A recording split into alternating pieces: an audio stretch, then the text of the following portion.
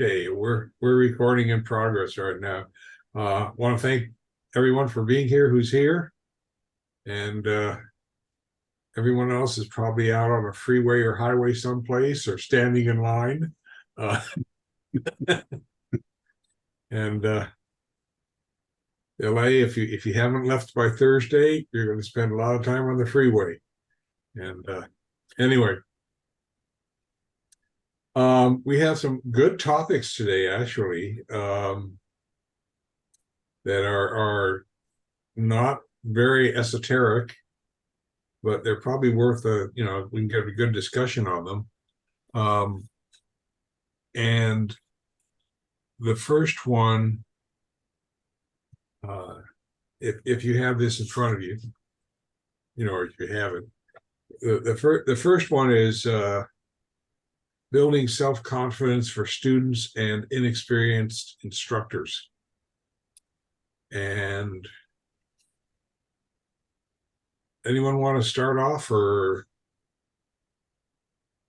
do you want me to start off, or? Okay, I'll start. I think one of the reasons we lose students at the outset, and I'll say the first 4 or 5 weeks, is because they don't think they can do it. They're learning something entirely different, entirely new. It requires a different mindset. And they get frustrated.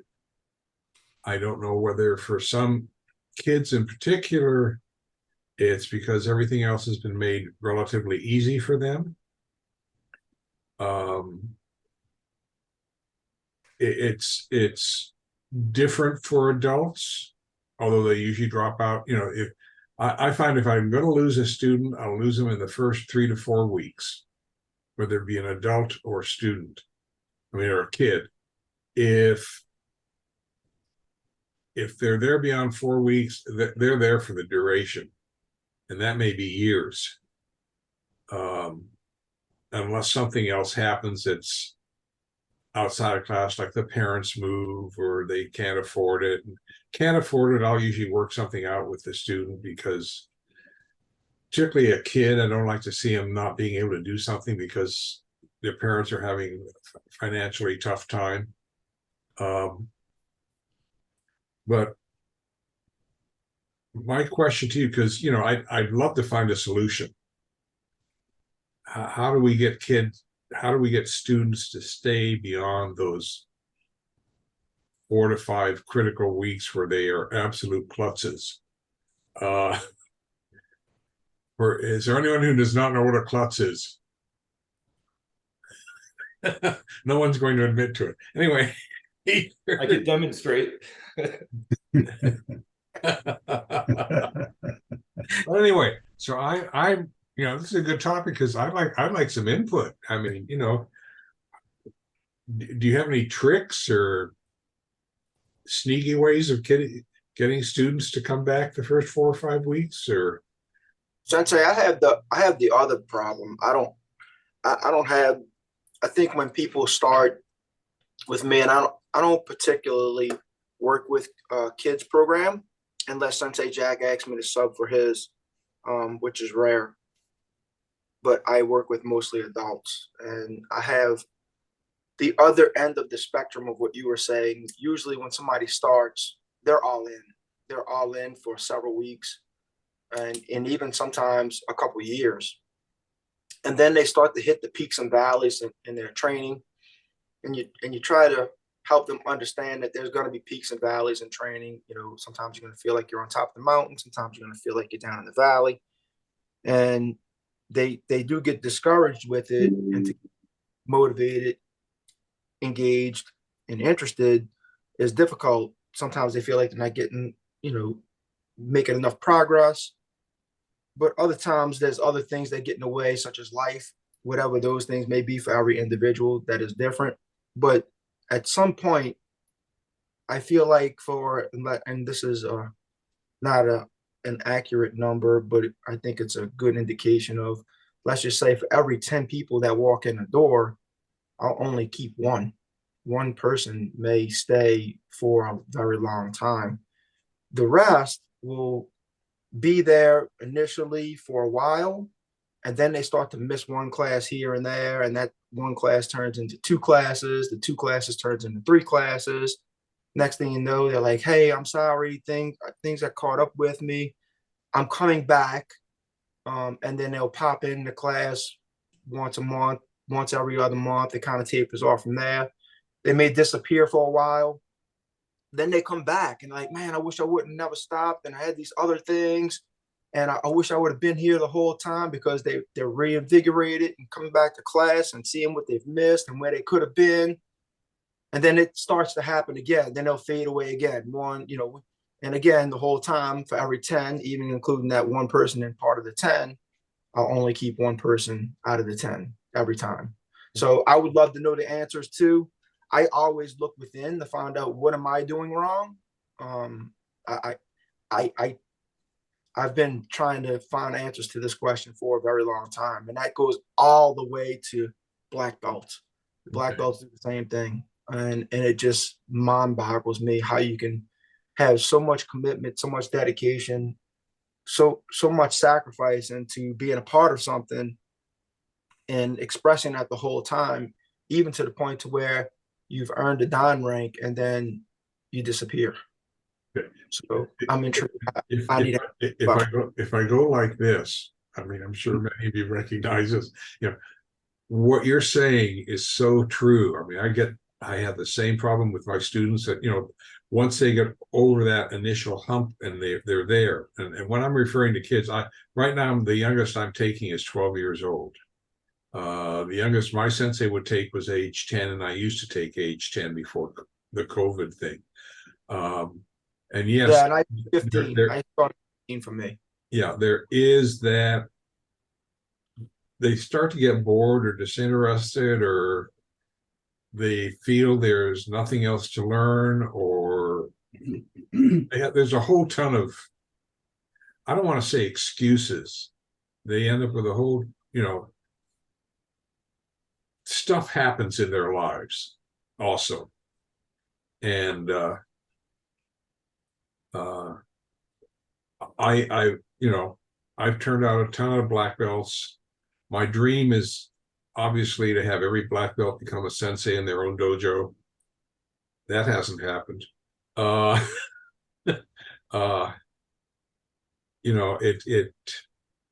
some people, getting a black belt in a martial art is part of their bucket list. And once they get that black belt, they feel they've accomplished something. They've accomplished that goal in life, so let's go on and do something else, like skydiving or rappelling down the side of a cliff, or becoming an expert at dominoes. So Sensei, with those comments, I literally, I try to figure it out. And again, I look within me, like, what am I missing? What am I not giving? How am I not satisfying them to continue to be here? And that is part. I understand that people do have goals, and being a black belt is an honor and a privilege in a system to where they can say, oh, I've made this achievement. I look at that, and I talk about that all of the time in class, saying, look, when you get to be a black belt, it's a completely different thing. That's when you truly start to learn. That's when you truly start to absorb. That's only the beginning, and try to have them understand that before getting there. And sometimes, and Sensei Jack has held people, I'd hate to say like he's held people back because of fear of losing someone when he felt like that if they made black belt that they would leave. But truthfully, he has. And so we've tried to together work through understanding why would that be happening without trying to hold people back, and having them awarded with the rank that they've deserved. But I think there's a lot of factors that go into it. It's not only the physical aspect, it's not only the contribution or the commitment, but it's the understanding of how it turns into a way of life. And And that is only the beginning. You're going to start to learn right there, and it still happens. I mean, I'm just, it's a good topic. I'm just lost at it. Yeah, and I to compare this, Darren, with something like sports, because I know you have children. I have a 17-year-old daughter who's very into field hockey, and we're constantly talking about her training and her outlook for becoming better at the sport and how that figures into her college aspirations. But field hockey is something that she is unlikely to do for the rest of her life. It's something she knows is finite and is a sport. What I was struck by when I started jujitsu, going to a class with Dennis McCurdy and Terry Fielemeyer in Towson, Maryland, was the fact that they were probably in their early 70s at that time, maybe a little younger. And I thought, this is a pursuit that's not limited by age. This is not something that you play between age 16 and maybe 22, and that's it. It's potentially a lifelong thing. And no matter what happens to you physically, you can continue to pursue it. And most martial arts are adaptable, so that you can be in a wheelchair, you can have a disability, and it's adaptable. That lifelong quality of it struck me from the beginning, and maybe that's because I didn't start any martial art until I was probably 35, and that struck me as absolutely critical. And this all touches on the next topic, which I won't get into, but that's how are martial arts distinct from sports, and what are the cultural and ethical aspects of them that elevate them in some ways from just the pursuit of basketball, football, baseball. Not that those sports are bad things, but how do they offer something in addition to that? And I don't have the experience that you guys do in teaching regular classes, but this would be one of the first things I would emphasize. This is not just you getting your black belt and having it be an end. This is potentially a lifelong thing that's eternally rewarding for you if you give a good chunk of your life to it. I don't know. There's a certain, how do you say it? And I'm going to restrict myself to, I'm not going to deal with junior black belts and all that other stuff, because that's a whole different ballgame. But by the time a person is, or some people, by the time they're 16 or 18, they can understand the value and what a black belt infers. Some can't. Some just think it's I got a black belt. It'll go on the wall. Now I'm going to go do something else. Others realize they have a lot more to learn. And how do you say, it's hard to, I've been doing this teaching this for 56 years. It's hard for me to explain it. I'm still learning. And some of it, a lot of it is probably in the year. All of you are probably the same way. Your curiosity is still there. You're still trying to figure out why things work. What are the reasons? Is there a different way I can, teach this? Is there a different, what can I do to, I think maybe what comes down to what can I do to improve my knowledge or improve how I am doing whatever I'm doing? And I think that probably if you can get into a person young enough, this gets into the second question, which is moral values. But if you can get that value of self-improvement, that it has to be self-motivated, self-directed, into a person, I think, young enough, then if they pick up on this, they're set for life. And it really doesn't matter what they do in life, because their intent is to improve themselves. And I guess part of our responsibility as a teacher in almost anything, ultimately, is to get them to screw that light bulb in. And that's not easy to do. Students do get bored. I don't know if I told the story before. My first year of teaching, I was volunteered as an economics instructor at our high school because I had one semester of economics in college. And I had this honors class, which I'd had for government for one semester anyway. And we're about halfway through the economics semester, and I'm about a week ahead of the kids in terms of knowledge. I'm going home and writing lecture notes for the next day, basically. And one of my kids, who's really bright, raises his hand when he says, "Mr. Kirby, this is boring. Can't we do something else?" And which for most teachers is a real absolute insult. And in government, I used a lot of simulations. So he says, "Can't we do a simulation?" So I turned it right back to him in the class. I said, "Design one."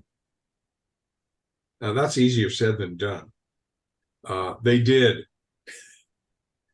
And it went on for 4 weeks. They learned a lot more in terms of economics than I could have presented in the entire semester.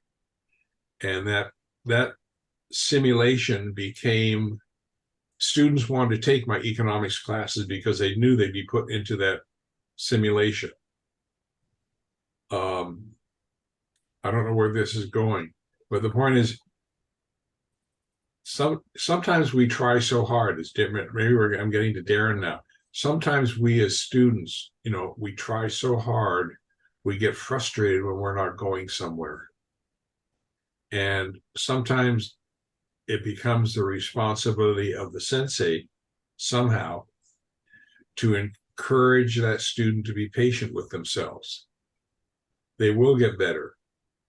Or maybe it's a matter of, can't we do something else? Or can't we do this in a different way? Or, yes, Darren, you're absolutely correct. I feel that ultimately the responsibility falls on the sensei. But there's also a responsibility on the part of the student to want to learn, to want to get better. Right. I don't have issues with the younger people that are in class. If they're at the age of 15, and I've had people request, very few, I think it's just 2 that have requested for somebody younger than 15 to be able to be allowed to participate in my classes. And I do refer to telling me anything else other than I can't make class as an excuse, because everyone has a commitment to class, in my opinion. I think everybody has a commitment to class, and what someone else has to do on that particular time, the dedicated time and day for class, anyone could say, I have something else. I mean, I could say I have something else every single class, but mine might be different than someone else's. So to me, it is just an excuse. It's just about your commitment on where you want to be at that particular time. I get it. You can't make every single class. But when it starts to become a habit, when the reasons that you're not participating in class is because one day I had to do X and the next day I had to do Y, well, that becomes an excuse to me because I had the same things. And so does everyone else that's on the mat. They also have an option, a choice to be able to say, I'm either going to be committed to be here or I'm going to be somewhere else, or I'll have to flex my schedule. So what you're telling me is you flexed your schedule to miss class because that was more important to you. Again, that sounds very harsh. I'm not trying to say it in that regard. I'm just saying it as factual of what it is, right? Because obviously sometimes there are conflicts where people can't make class, and that's understandable. When it becomes a habit, I say those things are just excuses. As for kids, the parents typically make the kids, they make them attend like that. They're the days they don't want to go, you're going to class. I mean, if they're, younger, if they're 15, 16, 17 years old, the parents are like, you're going to that class. And then, and for everyone that's on my mat, I always try to find creative ways in being able to demonstrate that they are making progress. One of the ways that I do that is just about every class, I'll video at least parts of the class. And I tell every single person that I challenge them. I challenge them to inspire them to say, look, I'm gonna video you today. And in 3 months, if you haven't made night and day progress in every part of what you can view in a video, I'll pay you to come to this class. I'll literally pay you to come to my class. If you don't see night and day difference, which everybody, their interest spikes tremendously. There's not a single person that I've ever paid to come to my class, ever. I reference those videos all of the time. You want to see where you think that you're struggling. Let's look at where you were 3 months ago, and you could see dramatic improvement. And that significantly encourages them, motivates them, and has them engaged. But I still lose people all the time. Right. I think you've got a couple of very strong points here. One, I'll tell students the very first night, I said, if you're here through this session, you will be amazed at what you can do at the end of 9 or 10 weeks. It will be, and you will be doing things you never thought you could do. And the hard part is being patient with yourself and being here. With respect to more advanced students who have the problem of, they start not showing up. Sometimes I will, if I've gotten to know the student well enough, and I think that's key to any instructor, classroom teacher, doesn't matter, minister, priest, doctor, what have you. If you get to know your students, your patients, you talk with them. It's not all jujitsu. If you talk with them and they realize that you are interested in them as a person, you will have a much better success rate with them. The other issue is, and I learned this from a counselor early on in my teaching career, if a student is being absent, you never ask them why, because it puts them on the defense. The why, I mean, for yourself, if someone asks you why, it will automatically put you on the defensive, because now you think someone else thinks you've done something wrong. But if you ask them, what are your reasons, you're liable to get a better response. And sometimes then there's something you can work with. They may say, if you're, what are your reasons? I have a work conflict. Okay. Can you come to class late? I'll accept that because I know what the problem is. Can you come to class? You have to give them, you want to try to give them an option to help resolve the problem. It may not be ideal, but what are you going to do?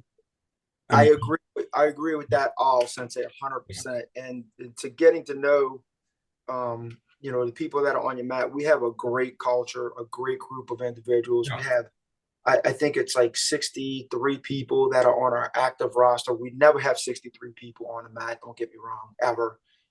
We fluctuate in between the 18 to 25 mark on a majority basis. And then sometimes we drop down to in between 8 to 12 mark in between there.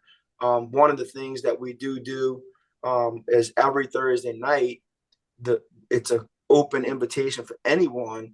We've been doing this so long. We after class, we will go to a restaurant. We all eat dinner together.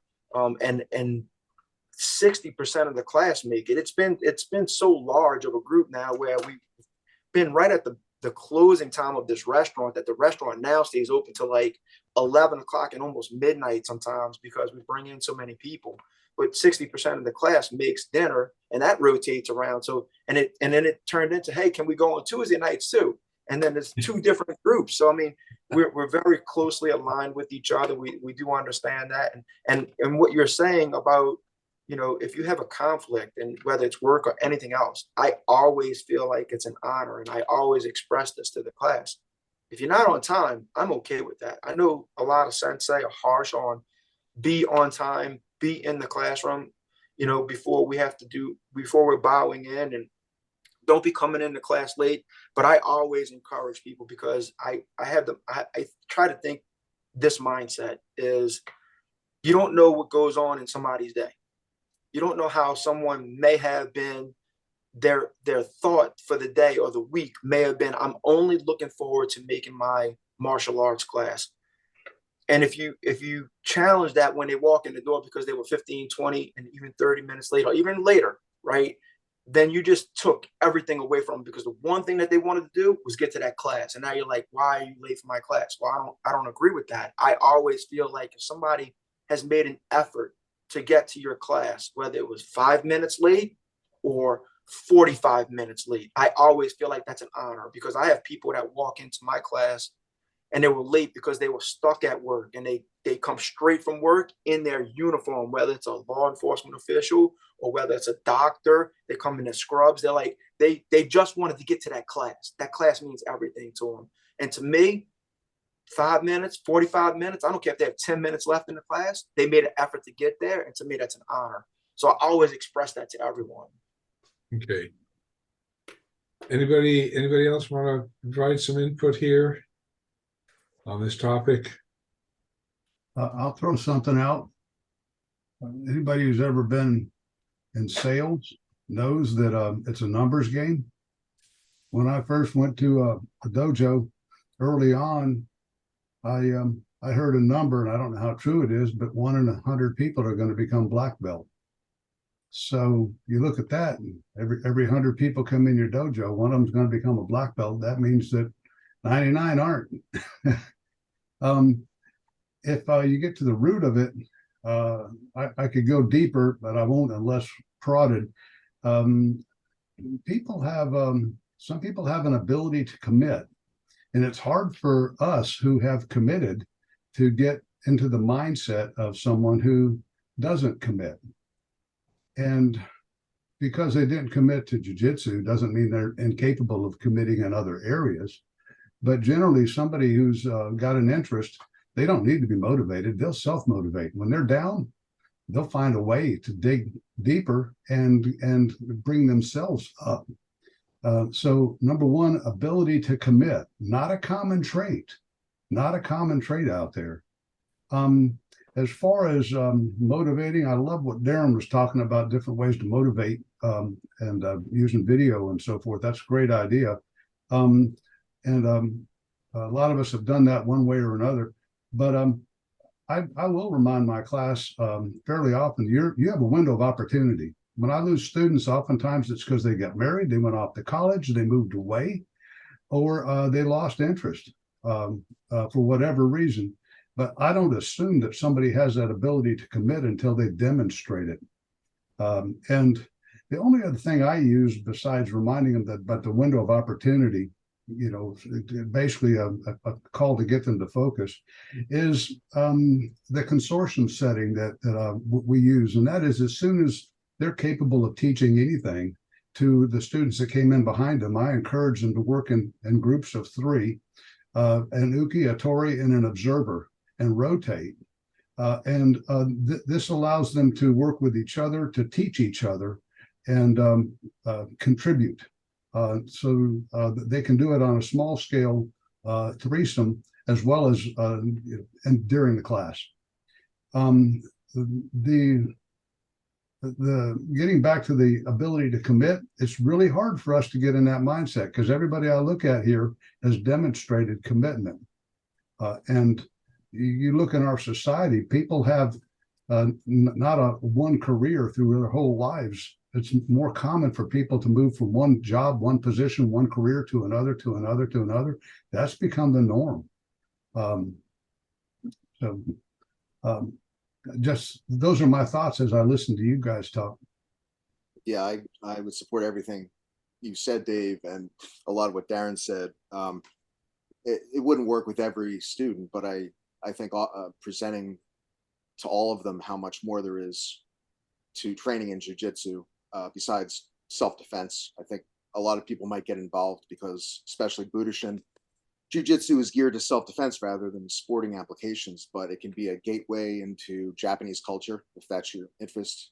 To those students who seem responsive to that, you could suggest, well, there's this guy Miyamoto Musashi, or there's the tale of the 47 Ronin, and it's not that demanding to point them to the right film or the right book and say, this is part of jiu-jitsu and the history of samurai culture that you're now a part of, and you can engage in with centuries of history that have evolved into this art that we're now practicing. And that's a lot more substance to me than just the purely physical aspect, or the emphasis on exercise or self-defense.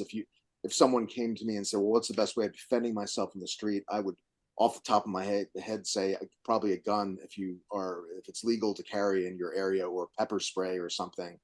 It wouldn't immediately go to jiu-jitsu.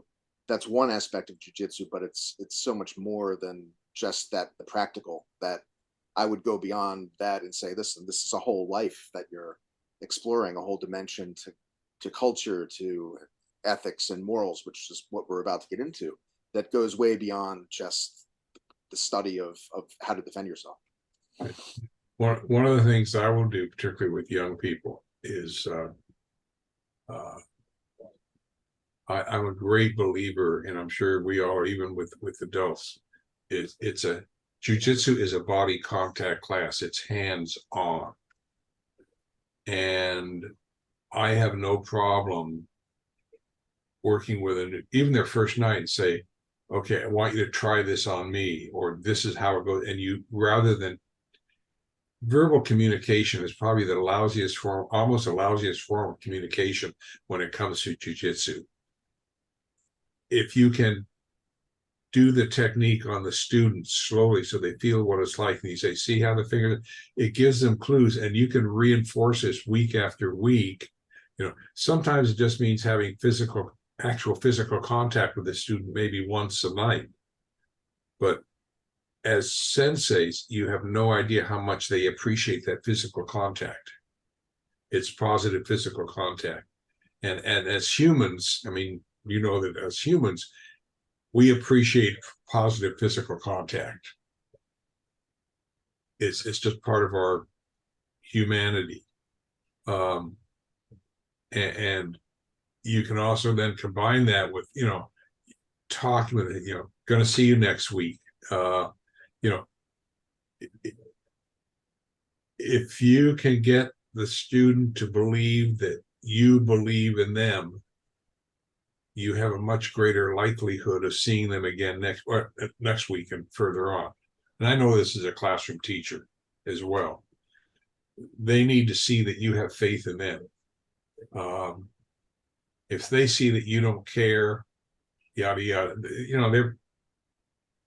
I used to, with my kids in school, if I was having a bad day, I'd tell them right at the start of class.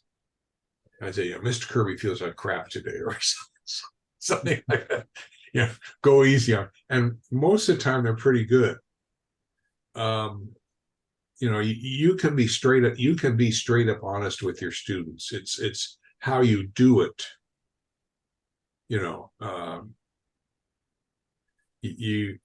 I will rarely say to a student, "You're doing it wrong."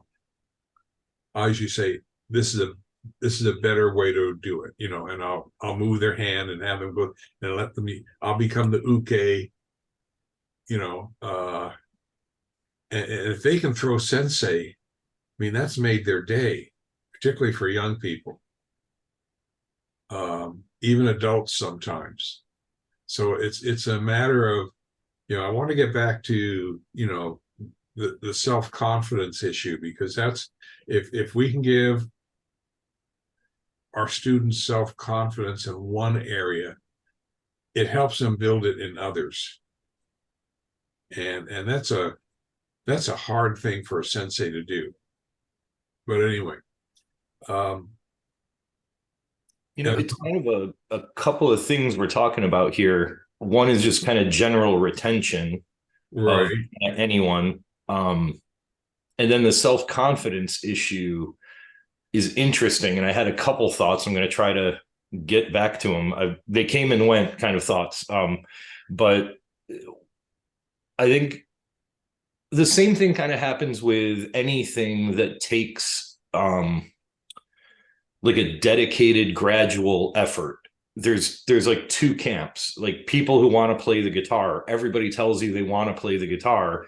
And then you hand them a guitar and you're like, here's how you hold it. Here's how you press the frets, you know? And they're like, well, that hurts my fingertips. I don't like this. This is difficult. And they'll try for like a couple hours. And the image they had in their mind of them on stage, you know, with all the applause is quickly gone from their mind. And now they're like, this hurts. I can't do it.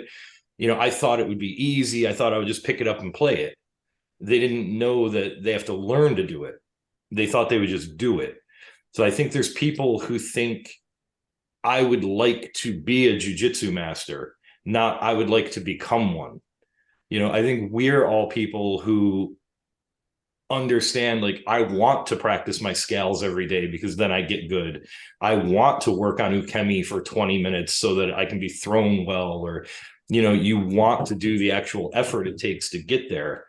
And other people, it's almost they have too much self-confidence, right? They have false self-confidence. They like have a belief in themselves that they see MMA and they're like, I could do that. And then they take a step into the dojo and everybody's throwing them and they can't throw anybody. And their like image of themselves is dashed.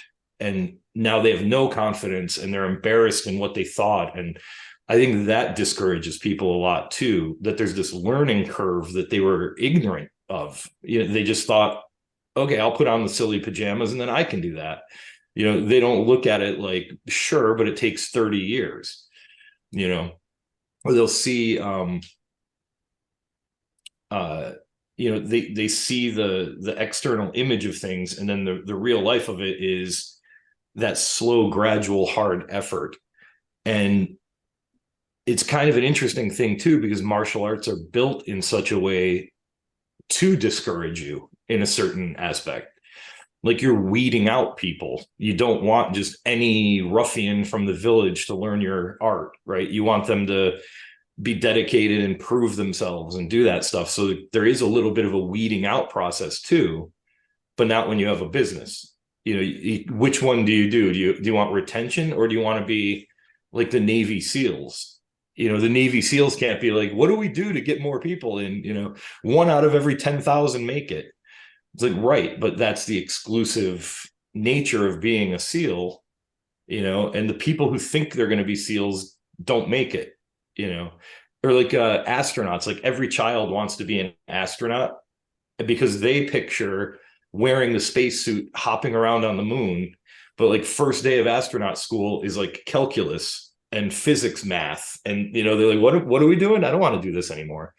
You know, so it's like scientists that can do the math get to put on the space helmet and bounce around on the moon, right? Not people who wanted to be astronauts, it's people who wanted to understand physics get to go to the moon.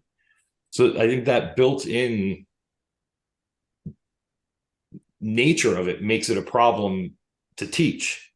You know, it makes it why you want to learn this stuff is the same reason it's impossible to teach it to people in a way.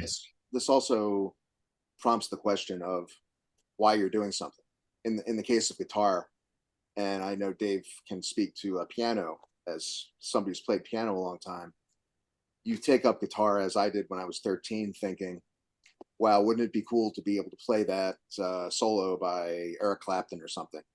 And the guitar, I don't consider electric guitar a terribly difficult instrument. And after a few years, you can probably play a lot of the stuff that you aspire to play with your guitar heroes. And you may be in a cover band or something playing Eric Clapton songs, just to use that as, but eventually you get to the point where you say, why am I doing this? And what's the long-term point of my being in a cover band or learning how to play guitar better and better? And there are different answers for that. To me, there still isn't a totally satisfying one, but it's not enough to drive me to become a professional musician and stay with that as my exclusive life pursuit. And martial arts are sort of the same way, where you can get a fundamental competence in doing throws or doing some technique that's essential for self-defense.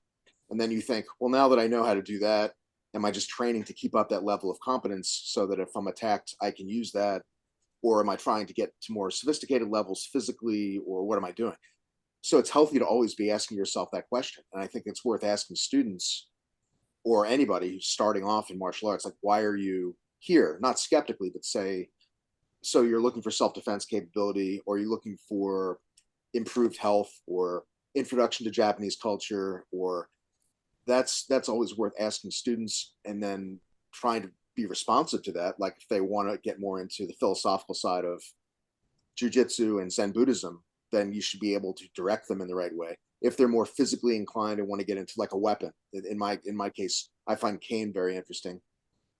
So there are all these paths that you might go off from once you've gotten a fundamental competence in a martial art or a musical instrument. You can play different types of music. If you learn piano, for instance, which is probably a broader instrument than guitar, but you could play classical pieces, you can play jazz, you can play rock. So there are all sorts of ways you can go, but it's worth asking yourself and asking your students, look, what do you want to do with this? How do you see yourself several years down the road? And how do you respond to that as an instructor? I used to, as far as guitar is concerned, I mean, I played it for about 20 years, and it's kind of, and I like, Dane, the comment you made right at the beginning. It's the difference between be and become. And the be is, if you start playing the guitar, your fingers get sore. But it's like a martial art. Eventually you develop calluses. And on both hands, and you don't, that is no longer a problem. You've mastered that skill, or your body has adjusted, whatever you want to call it. And I think the same thing happens with jujitsu or any type of learning. At some point, you get over that hump of between what in the hell am I doing and, oh, this is how it works. And then you have to make the decision. I now know how it works. How much do I want to improve on making it work better? And that's, I think, maybe the difference between a student and a sensei is how do I make it work better? And now I'm going to be quiet. And I think Dave was going to say something.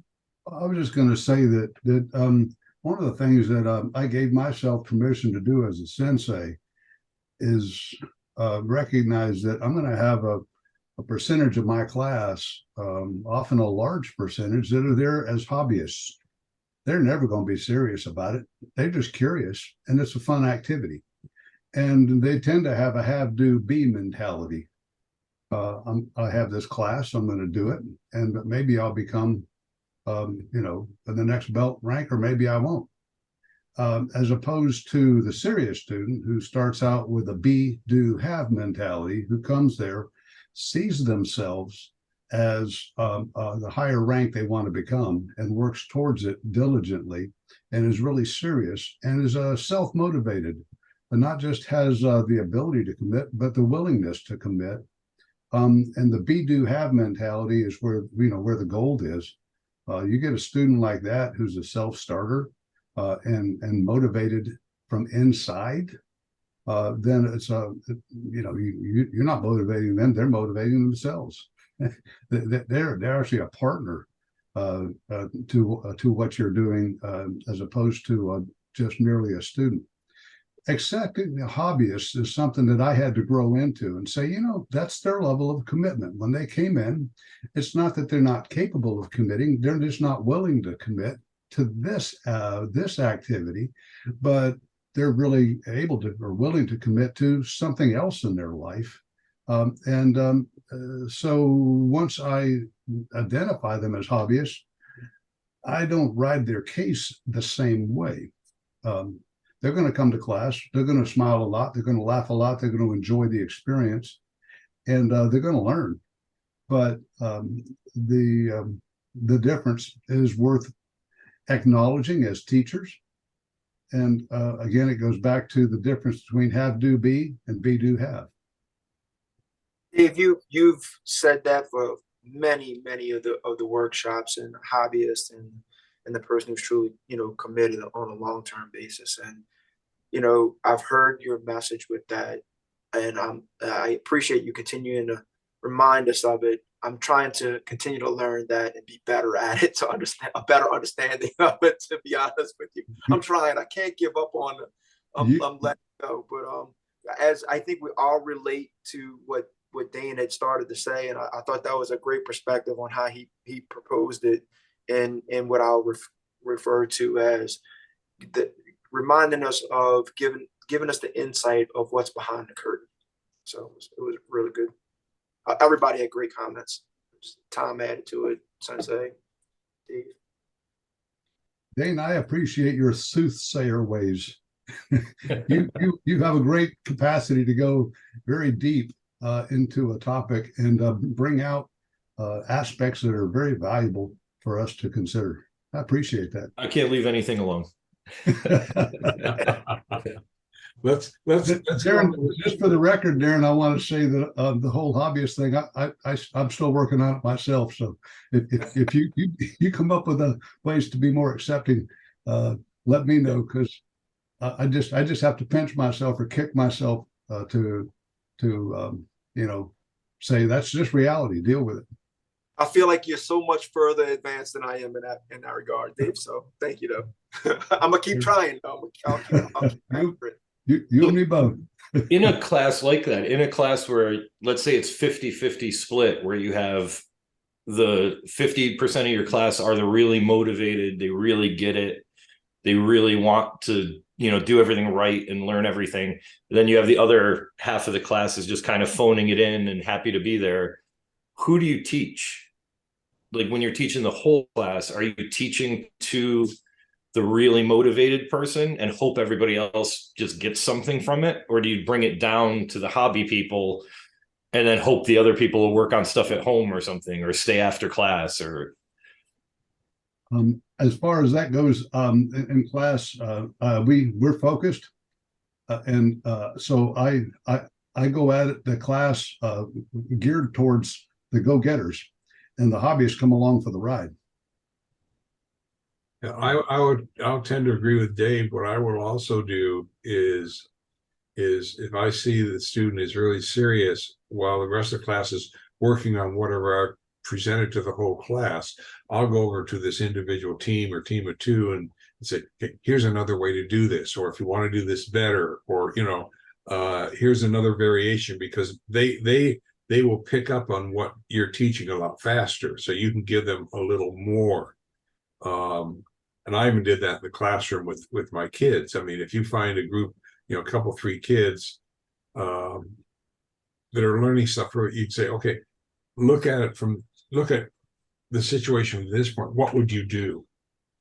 I mean, I'm a great believer in, teaching the whole class. You've got to cover your objectives and all that other stuff that I gave up on after my first year of teaching public school. And I tried to individualize their learning as much as possible. And that's hard. And, we as martial arts sensei do have a tendency to do that, because we see students who are doing things differently, and we have to adjust our teaching to their particular skills or limitations because we want them to succeed. And so, like Dave said, if you gear it towards what you believe is realistic and reasonable, and then if you have students that are doing better, you give them something additional on an individual basis. And then you have to also give some time to those students who are trying to discover which hand is left and which hand is right, and you have to help them along that course as well. But I think it's the individual attention that you give that really helps determine whether they continue to stay in your class. If they believe, like I said before, if they believe you are interested in them, you have a better chance of keeping them. And that has, I don't think that's in the martial arts philosophy at all, but maybe it is. So, Sensei, I I love the question that Dane proposed and who are you teaching? Because when Dave was speaking, and even after my comments, I was wondering the same thing. Are you leaving people out? And so the very direct question to ask is, Yeah. as a sensei, are you supposed to leave people out? But 100% respect the non-hesitation in Dave's response and saying who he's teaching to. And I 100%, that hit home for me. Like that was a very direct and very understandable and relatable response. Very well respected. Yeah. You have to gear your instruction to your students, because your goal is to bring them up, not to bring you down. Your goal is to bring them up, but you have to start from where they're at, and then you can bring them up. Because if you can screw, like I said, if you can screw in their light bulb, they can turn the switch on. Or maybe you still have to turn the switch on after they're but the point, it's you really have to, you can't come in and say, I'm going to teach this, and then all the and then all the students look at you like, what planet are you on? And I've seen, I've seen student teachers that have done that. And by the end of the class, the kids they're all, their eyes are glazed. I've even gone to some martial arts seminars where the instructor is on one planet and all the participants are on another. And, like 10 minutes into their section, it's just sheer chaos because nobody connected. So I think what Dane is saying is very valid. You have to connect with your students, and some people can do that fairly easily. Some people can't do it at all. And that's maybe part of, if we could segue to the inexperienced sensei. How do you help your black belts develop a sense of self-confidence so that they can teach, hopefully on their own, someday in their own dojo? And then they can say, my sensei, and they've started another generation of students on their own, which of course makes you as a sensei very happy. Unless you're in business and they're doing their business right across the street from you, which is a whole different ballgame. Sensei, on the topic, just in general, if we're going to segue to the next, it's important as senseis for us to realize that when we teach, we're not filling a bucket, we're lighting a fire. And if we're teaching, like, well, now we're doing this technique and this technique, we're filling a bucket. When you light a fire, I believe Darren used the word inspire earlier today. And that I jump at that, because you're aware when you're on and the class is borrowing from your enthusiasm, that you're inspiring them just by your enthusiasm, and then they become more enthusiastic. Right. And so there's any number of ways to tap into the whole lighting the fire. There are days, in spite of that, when you are kind of sort of just filling the bucket, but you can't let those become the norm. So yeah, I know when I taught, I had a number of opportunities to be in teaching teams, and we would have students for like a 3 or 4 hour block. It didn't matter what the school schedule was. We had our own, we had 4 rooms that were close to each other, or 3 rooms, and we could move our kids around. And sometimes we could move our kids around as we wanted. Sometimes, one teacher would have them for 20 minutes and another teacher might have them for 2 hours, depending on what was happening. And it really depends on how you as a teacher can, as you said, light the fire. and because that determines whether your students want to be there or not. Most students want to have their fires lit. Lack of a better phrase. While they're there. No one wants to come to your class and go to sleep.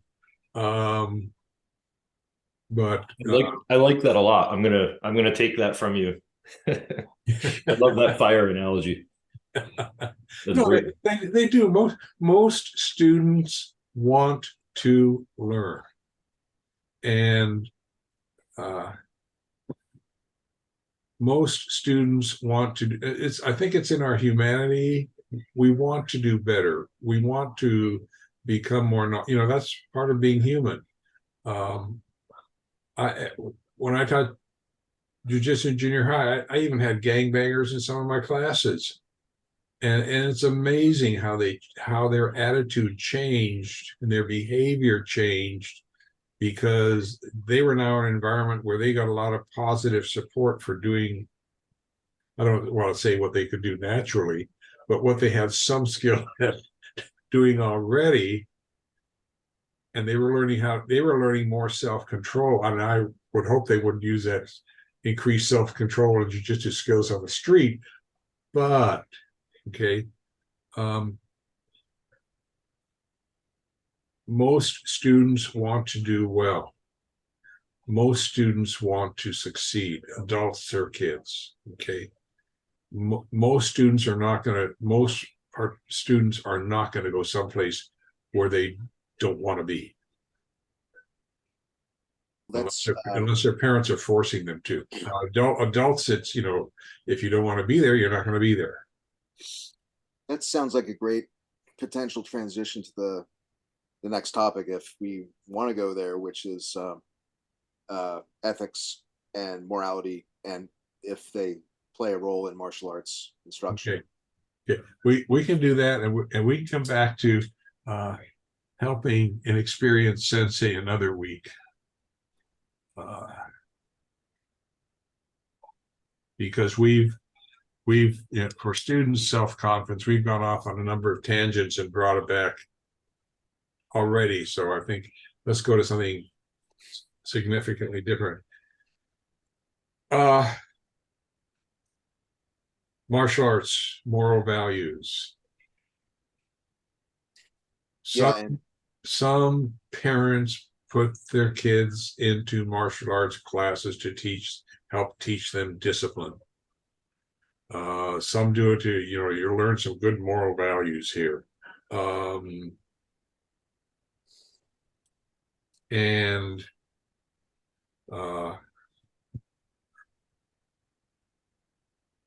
there are,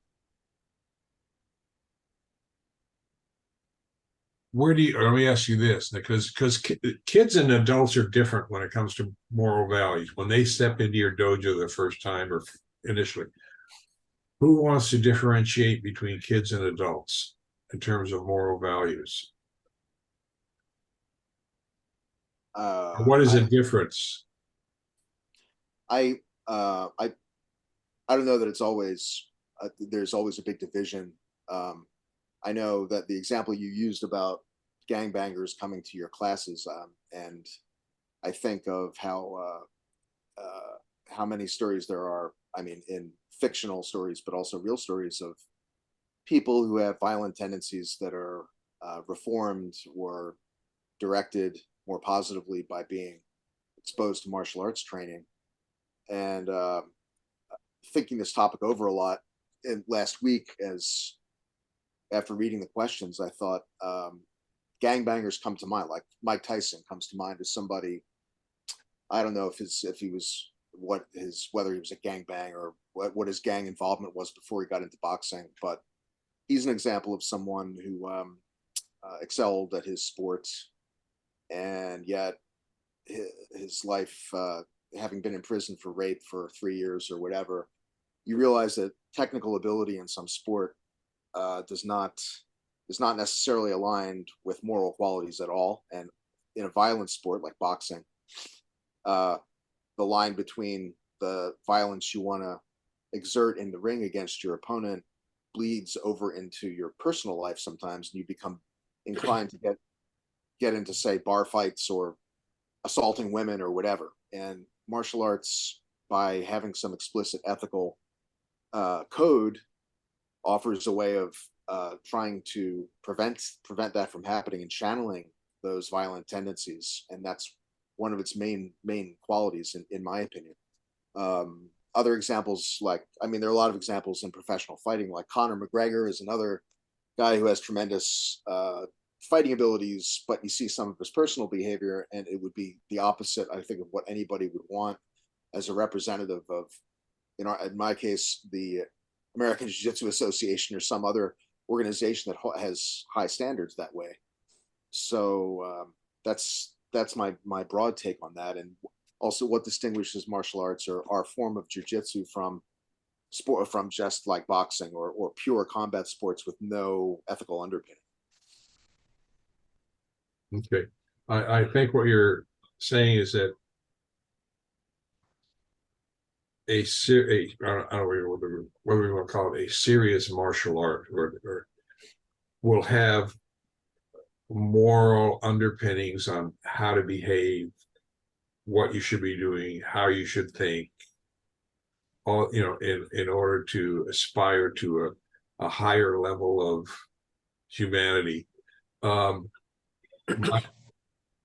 My how do you say it? My thinking is it you can say whatever you want to your students, and I've got the handbook that has humility, integrity, and respect as the 3 factors that make up Budoshin Jujitsu.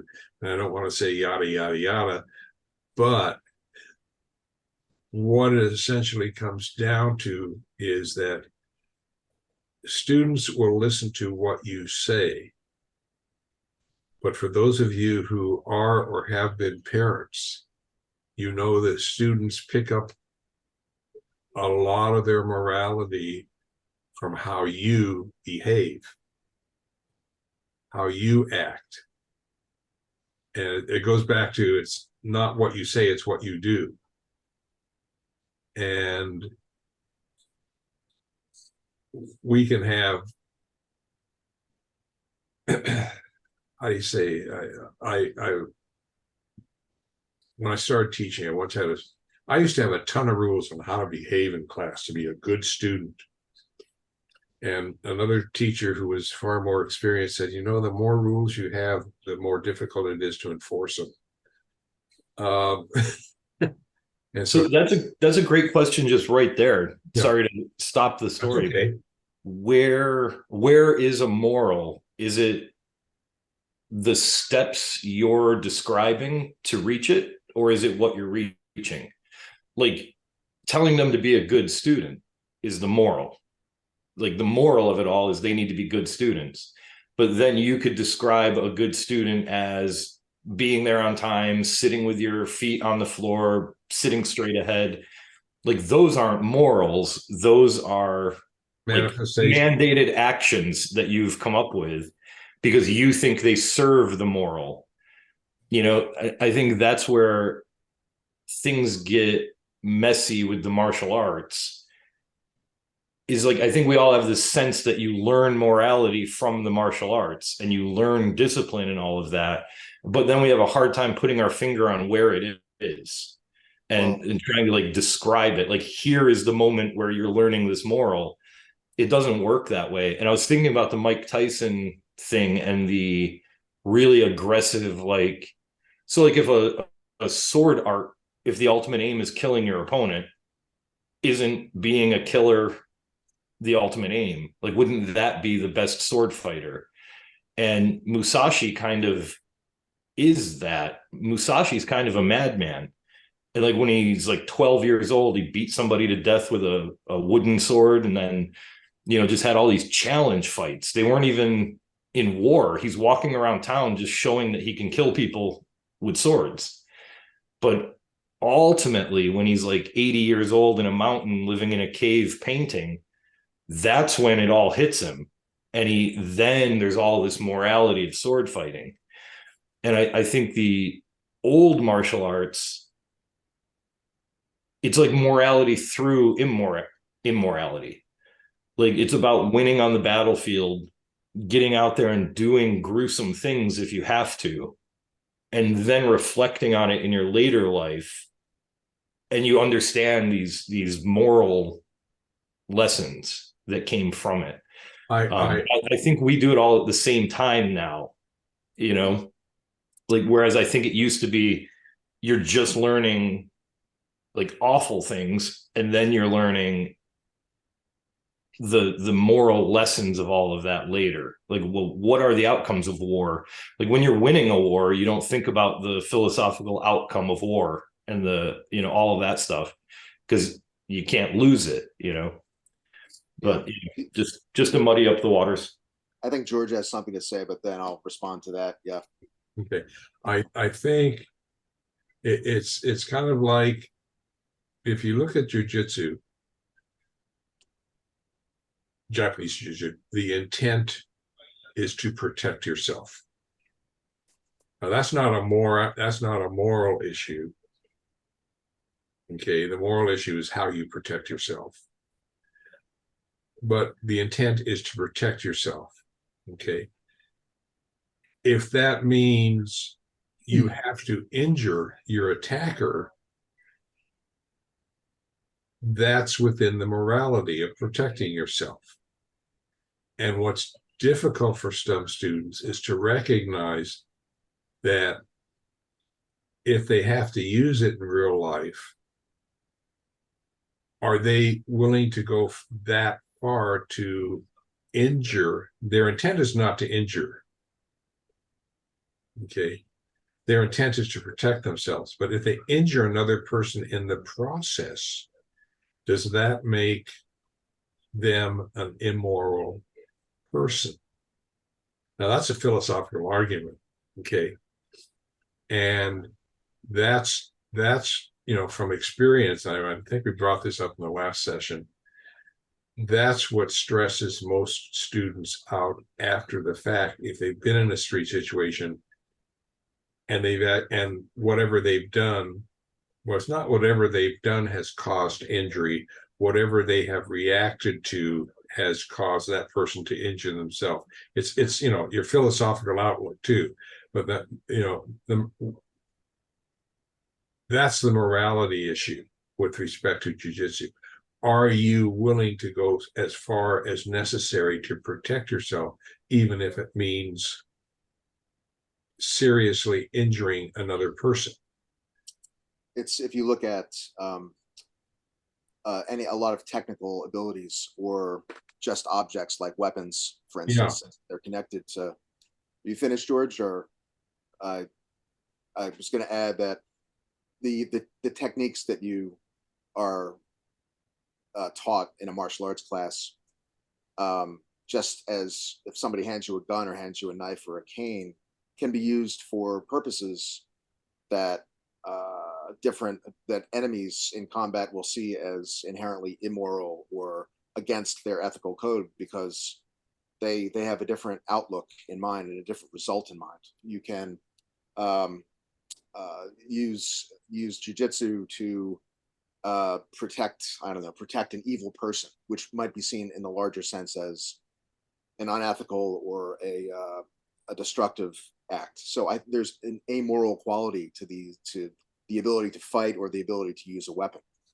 To use Budoshin Jujitsu as with respect, integrity, and humility as the three moral qualities, I would always be saying to myself, or maybe having a student, encouraging a student to ask, does this action partake in integrity? Is this an integrity-filled action, or is this an action that's filled with respect or not?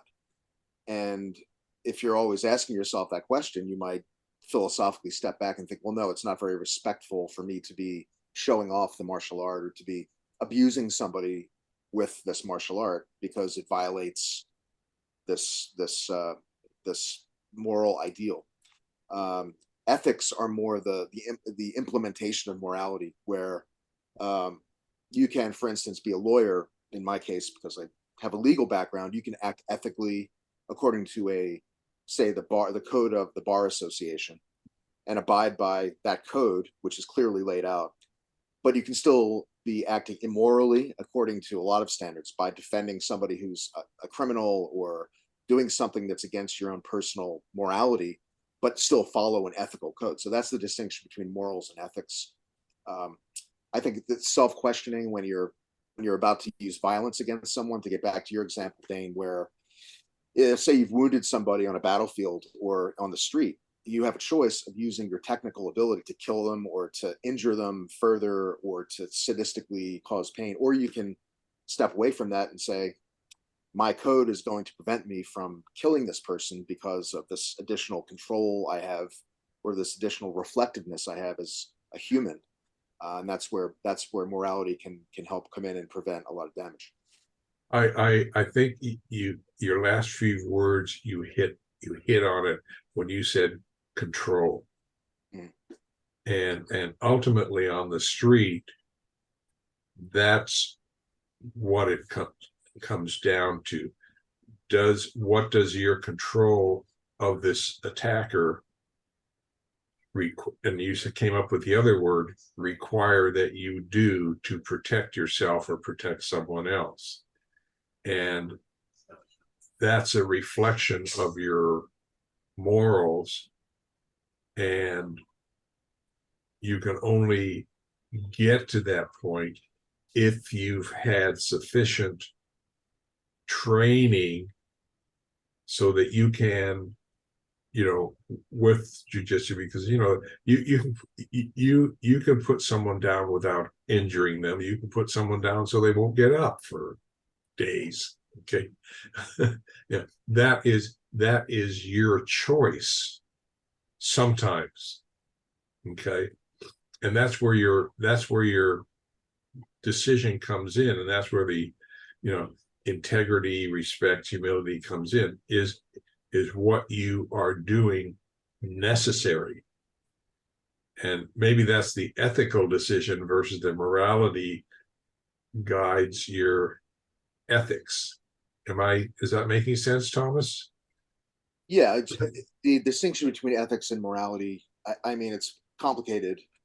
Yeah. But generally, the idea is that ethics are the implementation of moral ideals. So you have a code, so you have something written out. So if you violate some professional code, in the case of a lawyer or a physician, you can be disciplined because you've done something tangibly wrong. Morality is more abstract, and what you've done by having the humility, respect, and integrity ideal. And it's from a learning standpoint, I think it's easier to it's inherently a more reflective process to think, well, integrity and respect are pretty abstract. It's not like they're written in a code that's describable, or where I know that I violated this code of respectability, because it's more abstract than that. It's like justice, right? A word that's thrown around justice can mean very different things to different people. So I think it's very handy that you have those three qualities that most people would like to think that they act with integrity and respect and humility to an extent, but how they realize those qualities is the challenge. And if you're constantly asking yourself, well, I'm about to do something, and if I kill this person by stabbing him to death or in a battlefield, does that really illustrate, does that manifest respect for this person, or would it be more respectful to let the person live and recover? So I think it's very helpful to have those abstract but very positive, elevated qualities. I don't know.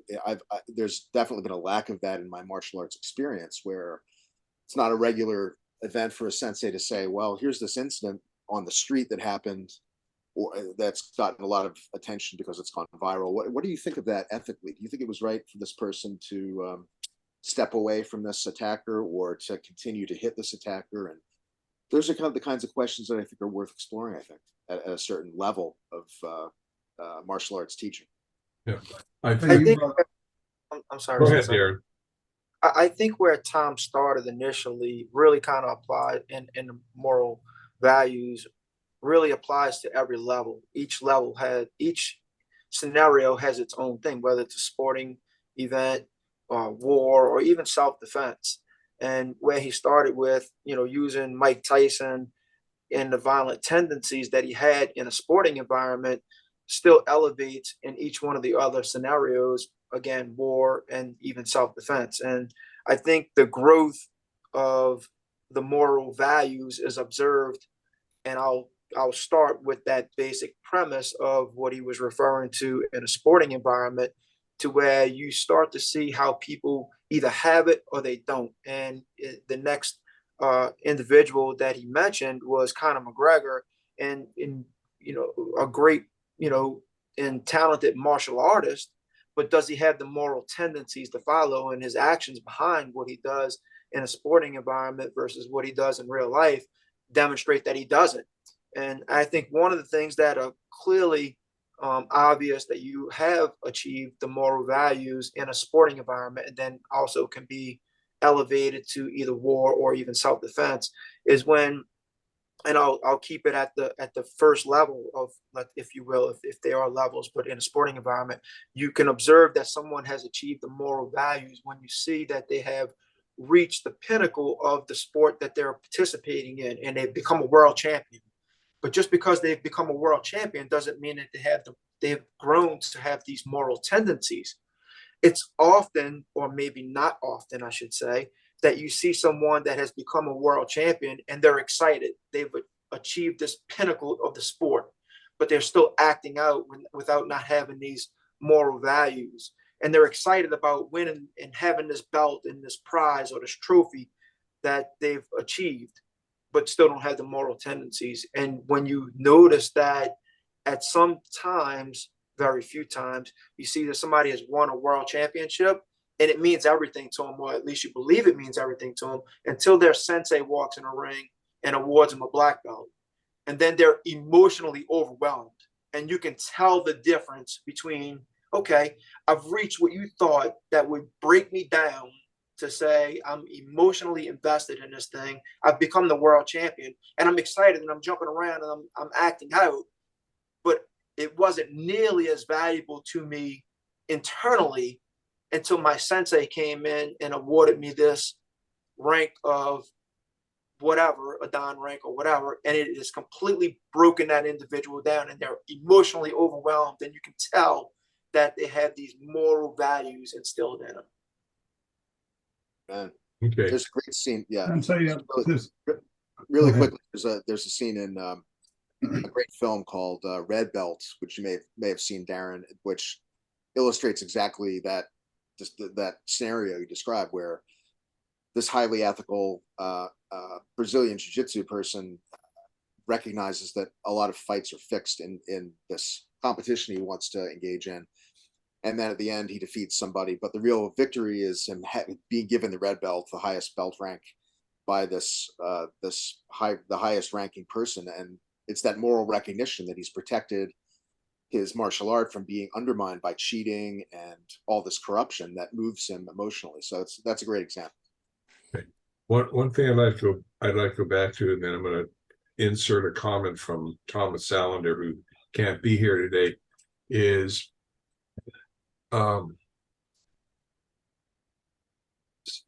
and I believe this, okay, and this is how I would probably end up explaining myself in court.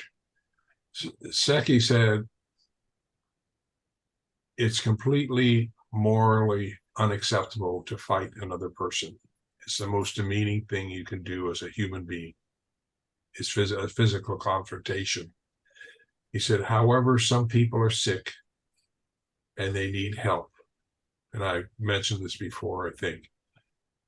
And so if a person attacks you physically, your goal is not to injure them. Your goal is to help them on their way. And then you can get into the concept of ki and flow and all this other junk if you're asked. And I actually had to explain that to some extent in court once. And the judge bought it. And the defense attorney just put his head down, shook it back and forth at that point. But I can psychologically accept that as a rational act on my behalf in the process of defending myself. Okay. And The hard part is for your students to be able to explain what they did with some sense of rationality. And why is that rationality important? Because that's how they perceive themselves within the martial arts philosophy of nonviolence. Because most martial arts, traditional martial arts, have a very strong philosophy of nonviolence and opposition to violence. Okay. Recognizing, on the other hand, that if the stuff hits the fan, you have to be able to, quote unquote, defend yourself. So, that's how do you resolve that conflict? And that's the hardest thing for, as I said before, the hardest thing for a martial artist to do if they've been in a street confrontation and they've been successful. The other thing, which is totally different, maybe, Tom said, I am not convinced that the ethics and or morality of the samurai is any more than a Western fantasy. This does not mean it's bad, but if anyone discovering time travel, they may be seriously disappointed. Okay. However, I'm fine with teaching that fantasy. I think the concern is we, as Western, have this illusion that the samurai were above it all and pure and totally, for lack of a better phrase, totally moral and never did anything wrong, but you have to take it within the context of the society in which they lived. Okay. And that's what many people maybe in the Western world are not aware of. We don't even have to look to the Right. samurai. Well, it's helpful. We can look to the Middle Ages and the concept. Right. I mean, you can find that in the Middle Ages, even in Western Europe or Eastern, anywhere. You can find, that there was a class of people who could do anything they wanted to a lower class and nothing would happen to them. Even in this country's history. Okay. And it's, if you look at history, it's kind of hard to, we like to erase the bad parts of history. It doesn't matter who we are. We like to erase it because it makes our life a little more serene, maybe. But those elements did or do exist. And I don't know if you can say what they did was right or wrong, because at that time in history, it was, I don't know whether the word is acceptable or tolerable or within their rights, within the system they lived. I don't know, I don't know how to, today we can't justify it. Back then, it was just, I've had discussions with kids in high school and junior high on this on a whole slew of topics that are probably very sensitive today. And the goal is not to get the kids to agree with the viewpoint, but to understand the situation. And I think we can say, yes, the samurai had some very high values and very high moralities and yada, yada, yada, but they lived within a certain society that had certain expectations of them. They were allowed to do certain things. And these are the other parts that make up their history. It doesn't mean necessarily that we have to say that the samurai were really immoral. I mean, you get to use the samurai and Western European knights as an example. Yes, they committed plenty of atrocities and treated lower classes terribly some of the time. Right. I'm heartened by the fact that at least they had some sort of moral code that may have restrained them. Sometimes they may have lived up to standards of mercy, but this, you're right. This feeds into other discussions of slavery, the existence of slavery in America and all over the world. Well, do you reject George Washington or other founding fathers because they held slaves? Well, if you don't look at this so narrowly according to the Whig theory of history, where the present is always better than the past, right? We always have to judge everything historically by our own standards. It's highly unusual for an upper class American not to have slaves in the 18th century, right? So how do you say, well, George Washington should have been the exception to that, and why wasn't he wise enough not to have held? It's ridiculous to hold current standards and apply them to many historical figures. Columbus is another example. But it heartens me to know that at least the samurai and European knights had some. There was some standard. There was some. It's leavened in the case of knights by Christianity, where there might be a sense of showing mercy to defeated opponents as opposed to just annihilating. So those abstractions, those codes can sometimes work. They're not perfect, but at least they exist in some societies. There's always a way out, right? Like treat people kindly, and then here are the things I define as people. Right, exactly. Yeah, Right? it's very flexible that way. Yeah. History is tough to deal with if you want to deal with it objectively, and so I think we can say the samurai had some good ideals, because that's how they're portrayed today.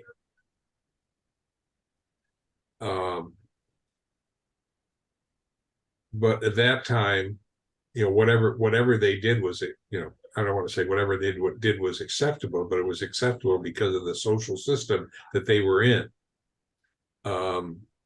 Yeah, I think like anything, there is that like capital letter samurai where you're describing all of them ever. And then there is like, Frank the samurai. And like he may or may not be any good at it, right? Like not everybody's a good samurai. Not everybody showed up to samurai class every day, right? Like I was absent when they talked about the ethics, whoops. But I mean, like some samurai weren't even good with swords. Some never used them.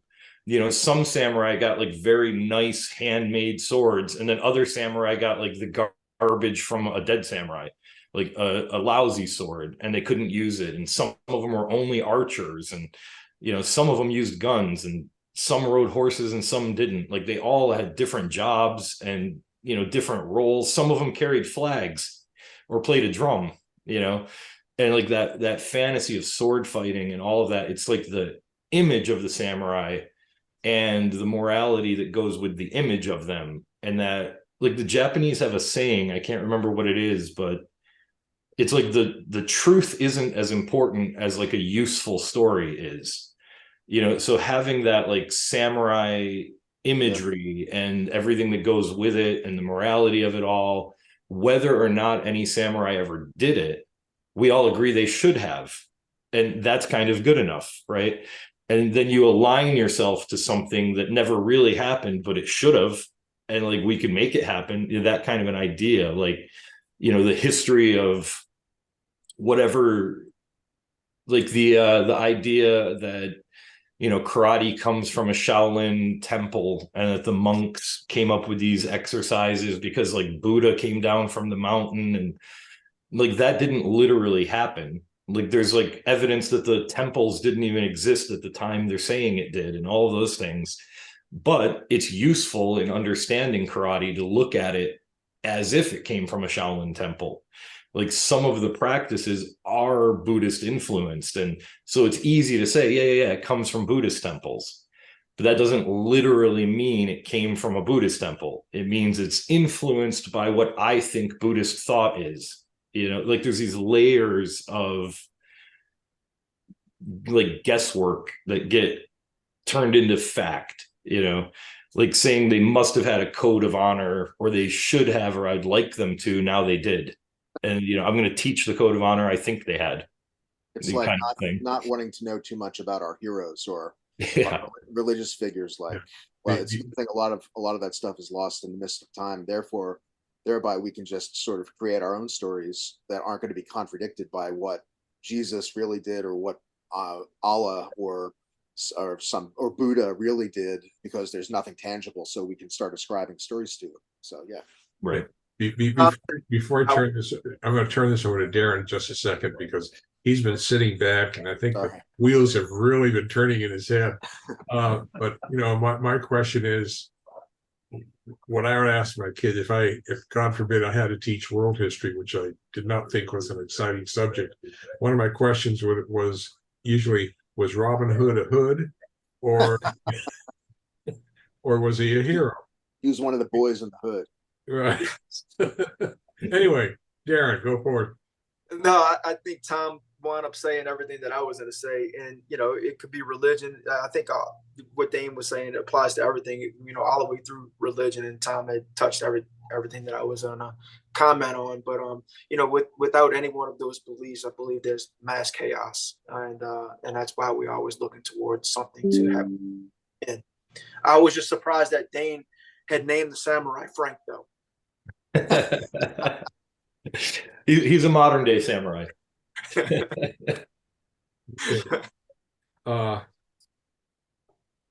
other thing Thomas said was, I don't think most dojo are in the position to have significant influence in morals or ethics.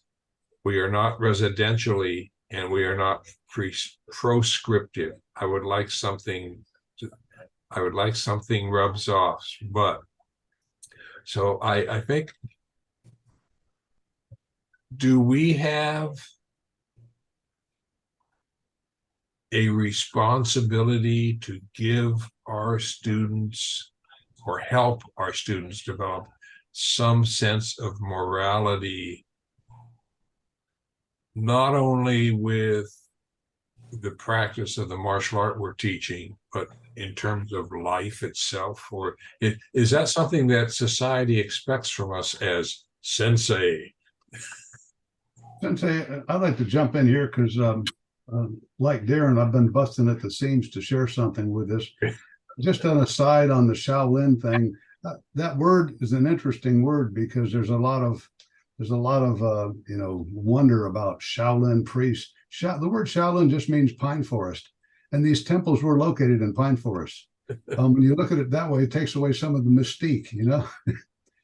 I had an experience back before my jiu-jitsu where in our karate dojo, there were two teenage boys who had come up through the ranks and been working hard since they were little kids, and now they're 18 years old and they're earning their black belts together. And when they were interviewed during their black belt ceremony, they were asked what's changed along the way. Both of them had the same story to tell, but from a slightly different perspective. Their story was that they used to get in a lot of fights going through school. And as they started to study the self-defense, in this case, karate, they found that they weren't getting in fights, that they had nothing to prove. They didn't need to prove it. They knew they could. And so their morals, outwardly at least, improved as a direct result of just studying self-defense. The 4th century Roman, a guy named Renatus, known for saying, if you want peace, prepare for war. And, that comes to mind with what these guys were doing. You mentioned the intent of jiu-jitsu is to protect yourself, and how you protect yourself is where the morals come in. But I would say, going beyond just the intent, go to the result. These guys were more at peace with themselves and more at peace with the world as a direct result of their study of war, their study of self-defense. It's one of those things, just the topic alone, I think, takes people there if it's taught well and it's taught with the sensei demonstrating good behavior along the way. I wrote a paragraph in the back of one of my books that goes straight to this. And I don't know if you take the time to read it or not, but what I shared in this paragraph is that at black belt, I was aware that I had a profound sense of peace that I didn't have before black belt. And I started to look into it and ask myself, what is this? What is this that I'm experiencing? And it didn't have anything to do with achieving a goal because I'd achieved goals a number of ways in life. You know, there's many thousands of black belts, so it didn't make me special. So what happened was the sensation I write at the end of this paragraph is no less real because of the fact that it defies a clear definition or explanation, as many powerful experiences seem to go begging for accurate adjectives.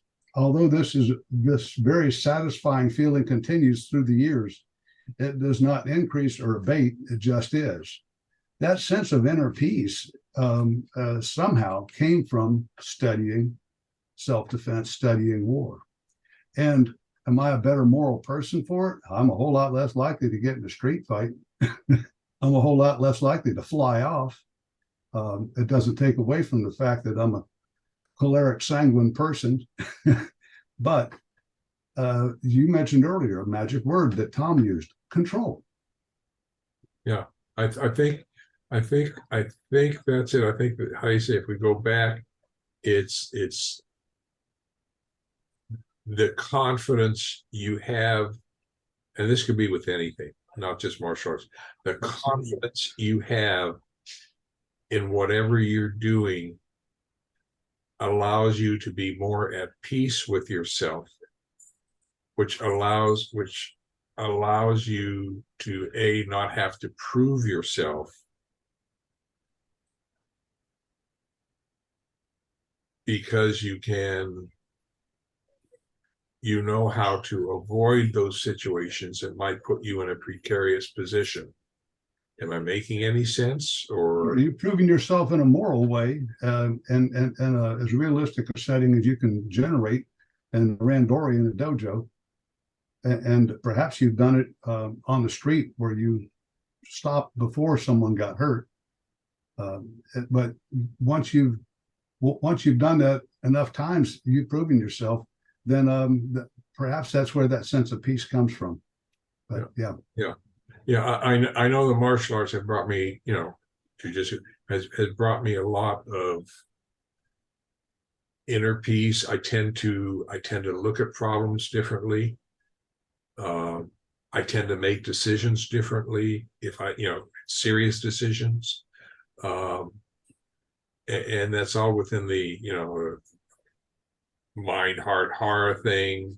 And I don't mean to call it a thing, but it's then we can get that takes us to the rule of three, which is a whole different ball game, which has nothing to do with martial arts per se. It's just amazing to me how many, if you get into the morality of the martial arts, or how you make good decisions, even if you're not a martial artist, it's amazing how much, I don't know whether the term is commonality or how much things have in common when push comes to shove, when you have to make a decision, and what the specific topic is really, I don't want to say doesn't matter that much, but there are a lot of things in life that, to me, come up. I learned this in high school in speech, of what's called the rule of three. And basically what it says, and this is totally off subject, the rule of three basically says, if you give a person three reasons for what you are doing, it's accepted. It in the human mind and heart, body, it gives them a sense of satisfaction and completeness, and you are probably right. If you give only one or two reasons for what you're doing, people may still have doubts. Once you go beyond three, people get bored. And I mean, that's kind of a cruel way of putting it, but I mean, you may have 5 good reasons to study jujitsu, but nobody's going to listen to 3, and no one's going to listen to 4 and 5. And maybe that's why the 3 characteristics, the 3 elements of the jujitsu philosophy are humility, integrity, and respect, because it follows the rule of 3. I don't know if that was the intent when I put those 3 down, but I think if you that's a whole different topic, but you know, I think we Sensei, it seems ironic to me that this statement that Renata is credited with, there's an irony in if you want peace, prepare for war. You'd think if you want peace, prepare for peace. And so it kind of brings to mind the yin yang. You know, if you really want to fully appreciate white, go into the black. right. Yes. I mean, Fully appreciate the black, go into the white. Yeah, there's no, you know, if you want to have a life of ease, you have to work.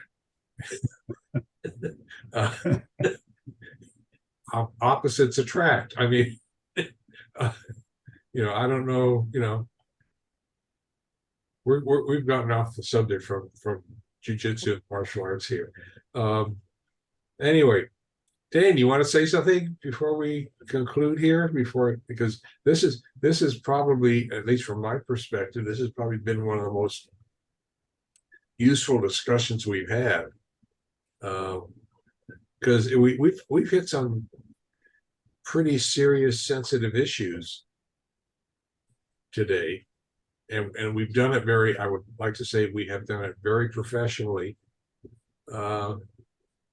which probably is a sincere compliment to all of you. I mean, I am impressed, and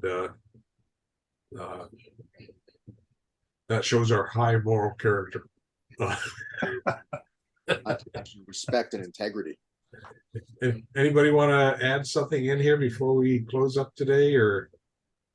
When Thomas just said that, it just popped into my head, kind of what we've been talking about today, the self-confidence. Self-confidence is different than confidence.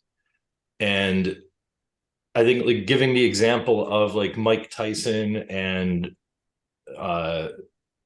questionable MMA fighters and things, I think a lot of what they do is based on getting your sense of worth by being against another person. You're fighting a person. You're always up against another person and comparing yourself. I beat that person. And I feel like, and correct me if I'm wrong here, but I feel like in my own training over the years, and anytime I've been in that kind of a situation, you anonymize it. Is that a word? You make it anonymous it's not really the person you were fighting. Like when you go home, you think to yourself, I need to work on defending against leg sweeps. I'm a sucker for leg sweeps. I'm really easy to get hip thrown or whatever. You're not thinking I need to get better than Dave, so next week I can beat Dave.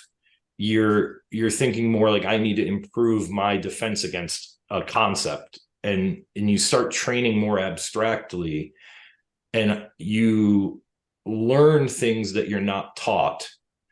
And I think that is what both of these topics are kind of talking about, the morality of it all and that self-confidence thing. It's like self-morality, self-knowledge, self-confidence, self-discipline, all of that. And I think you don't teach it. I don't think you teach integrity. I think your teaching has integrity. And then you have students who learn integrity through their training. And you don't teach that. You don't expressly teach these moral lessons. You don't teach discipline. You don't just make them stand still for 5 minutes to discipline them, right?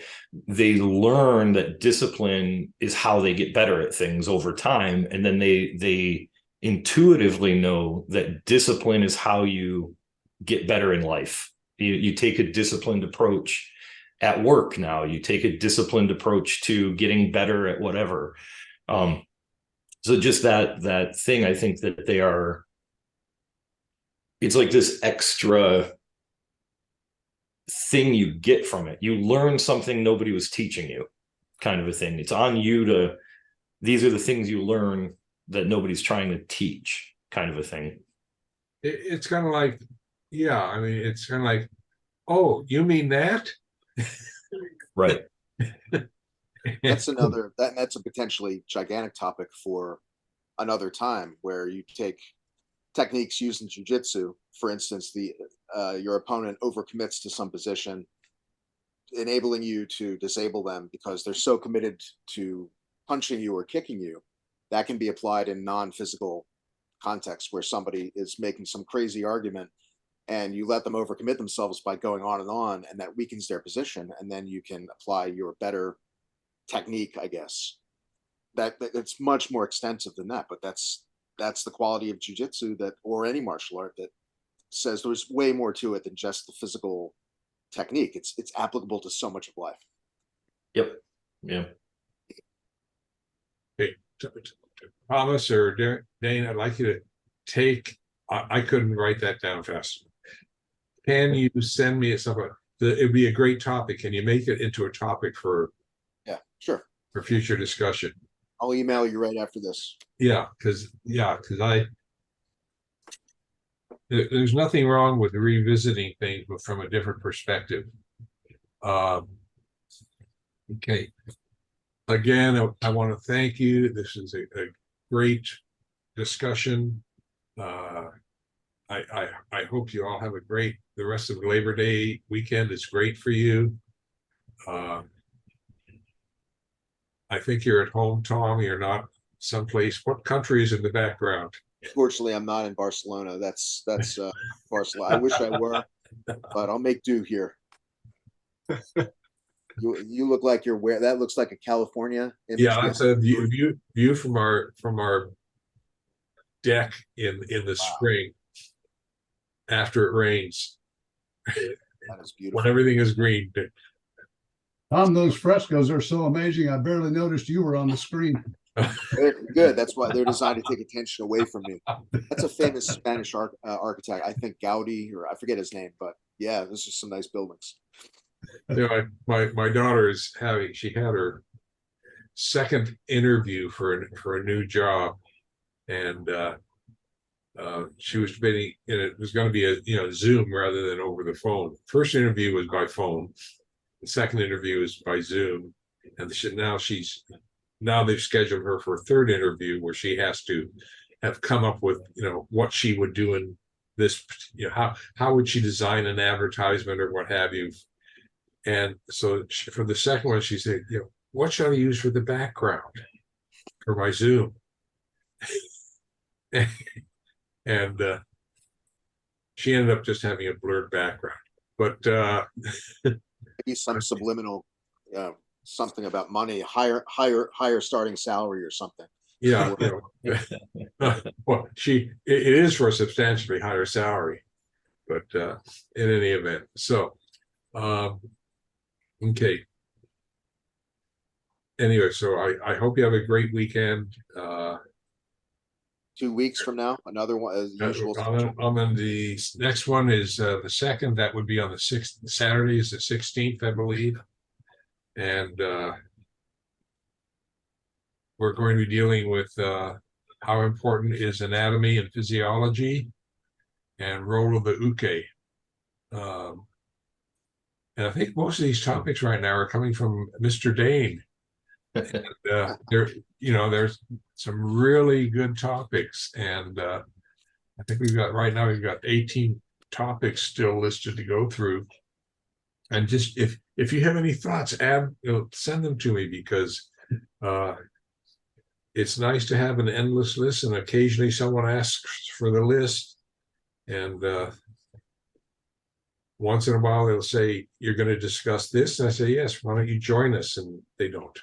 I don't know why. It's great that we have this core, though. I mean, Dave and Darren, you're absolutely always here, and it's good to know tuning in. Yeah. That we've got that core. And yeah, Dane, you're more. This is a tough weekend, though, I think, for a lot of people, just because. Yes.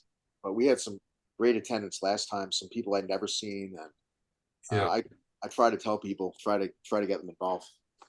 And Darren, I mean, thank you for being here. I know you had a concern about not being here, and I'm glad you were able to make it. So Me too. Me as well. So take care. Don't do anything dangerous. Stay off the road on Monday night, late Monday night, because that's where most of the drunks are celebrating, and that's where most of the tickets are giving, and you get free rides to That's a small, very small motel room. And the beds aren't comfortable. Anyway, if you get one. Anyways, Thanks, guys. Thank take you. care. Take care. Bye.